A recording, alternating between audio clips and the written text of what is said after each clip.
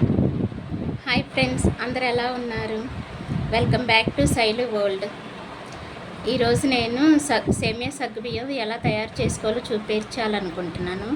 అంటే ఎందుకు చూపించాలనుకుంటున్నానంటే మొన్న మా ఫ్రెండ్ వచ్చింది, చేసి తనకి ఇచ్చినప్పుడు అబ్బా నీకు ఎలా వస్తుంది ఇంత పలుచగా, నాకైతే రావట్లేదు, ఎప్పుడు గట్టితనంగా అయిపోతుంది ఉంటుంది అని అన్నది. అందుకనే నేను ఈ వీడియో చేస్తున్నాను. మన సబ్స్క్రైబర్స్ కూడా యూజ్ అవుతుందని చెప్పేసి తయారు చేసి చూపిద్దామని అనుకొని ఈ వీడియో చేస్తున్నాను. Let's start the my video. Stove on చేసేసి గిన్నె పెట్టేసుకోవాలి. గిన్నె హీట్ అయ్యాక కొంచెం నెయ్యి వేసుకోవాలి. దానిలో మీడియంలో పెట్టేసుకొని స్టవ్ జీడిపప్పులు వేయించుకోవాలి. గోల్డెన్ బ్రౌన్ కలర్లోకి రావాలి జీడిపప్పు.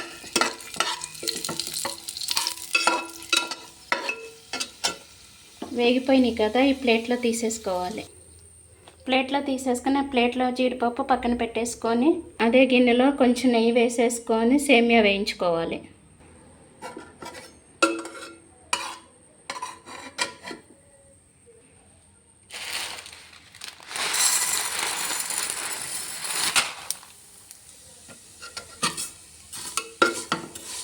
సిమ్లో పెట్టేసుకొని సేమియా కూడా వేయించుకోవాలి.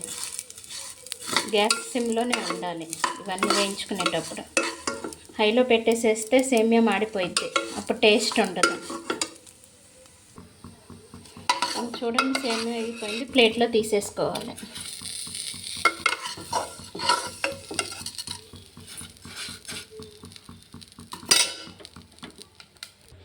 సగ్గుబియ్యం 2 అవర్స్ ముందే నానబెట్టేసుకొని ఉంచాను. చూడండి, కడిగి పెట్టేశాను. ఇవి గ్యాస్ పై మీద ఈ నీళ్ళు వేరే గిన్నెలో పోసేసుకొని ఉడకబెట్టుకోవాలి.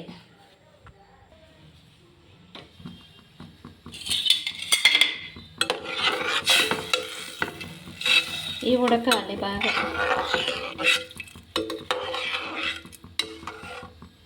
అందరు చేసే తప్పు ఏంటంటే సేమియా సగ్గుబియ్యం చేసేటప్పుడు సేమియా కూడా ముందే వేసేసి వీటితో ఉడకబెట్టేసుకుంటారు కాబట్టి చాలా చిక్కగా అయిపోతుంటుంది. పలుచగా కావాలంటే ముందే సగ్గుబియ్యం ఉడకబెట్టుకొని తర్వాత కొంచెం ఉడికాక సేమియా వేసుకోవాలి. సగ్గుబియ్యం ఉడికే లోపల గిన్నెలో పాలు కాగబెట్టుకోవాలి. డైరెక్ట్గా దానిలో పోసేసి సగ్గుబియ్యంలో పోసేసి పాలు ఉంచకూడదు, అప్పుడు గట్టితనం వచ్చేసిద్ది, సేమియా పలుచగా ఉండవు. మనం 5 గంటలైనా కూడా పలుచగా ఉండాలంటే ఇలా వేరే గిన్నెలో పాలు కాగబెట్టుకొని ఉంచుకోవాలి.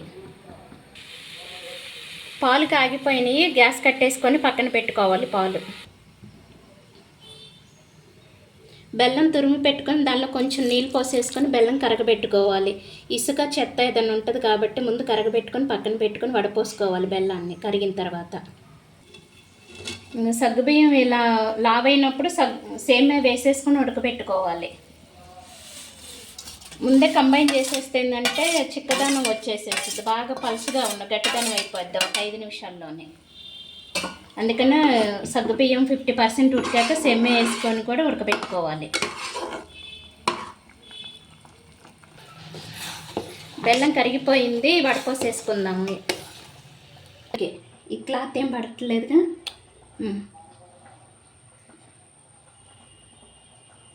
టీ గంట తీసేసుకొని బెల్లం వడపోసుకోవాలి. ఇప్పుడు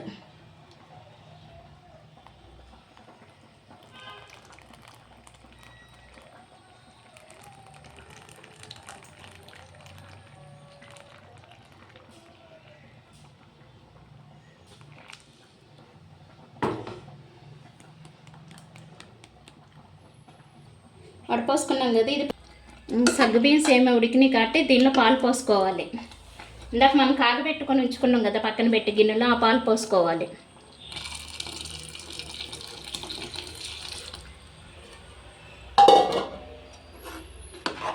ఇలా ప్రాసెస్ చేసుకుంటేనే సగ్గుబియ్యం సేమియా ఎప్పుడు కాసుకున్నా కూడా చిక్కబడుకోకుండా పలుచగా ఉంటాయి ఎన్ని గంటలైనా కూడా.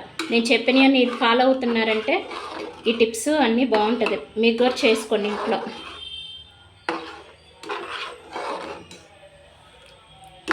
చూడండి, పలుసగా ఉన్నాయి.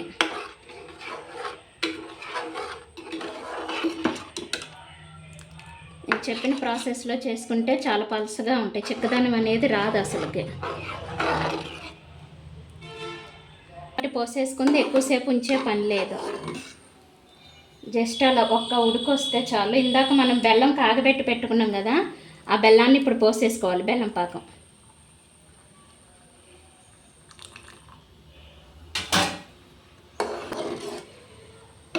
చూడండి, సీక్వెన్సీ చాలా బాగుంది కదా. నేను చెప్పిన ప్రాసెస్లో చేసుకుంటే బాగుంటుంది, టేస్ట్ కూడా చాలా బాగుంటుంది.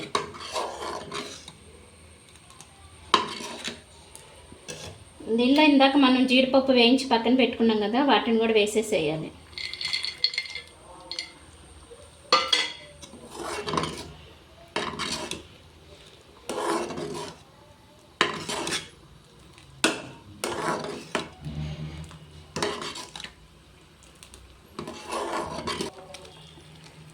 బెల్లం జీడిపప్పు వేసుకున్నాక ఒక ఉడుకు వచ్చాక గ్యాస్ కట్టేసుకుంటే సరిపోయింది. ఇక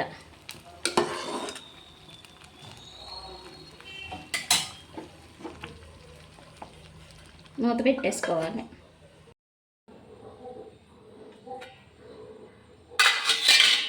చూడండి, 1 అవర్ తర్వాత చిక్కగా ఉందా, పలుసగా ఉందా?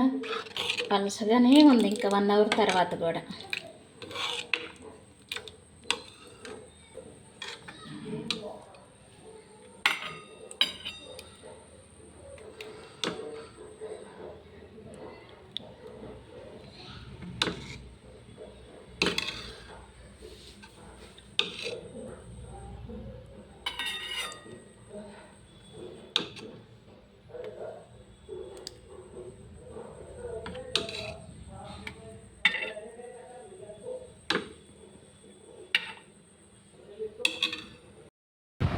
ఓకే ఫ్రెండ్స్, సేమియా సగ్గుబియ్యం పాయసం ఎలా ఉందో చూశారు కదా. మీరు కూడా ఇంట్లో అలాగనే చేసుకొని ఎలా వచ్చిందనేది నాకు కామెంట్ చేయండి. దానికంటే ముందుగా మన ఛానల్ని ఎవరైనా సబ్స్క్రైబ్ చేసుకోకపోతే సబ్స్క్రైబ్ చేసుకోండి, లైక్ చేయండి, షేర్ చేయండి. Thank you.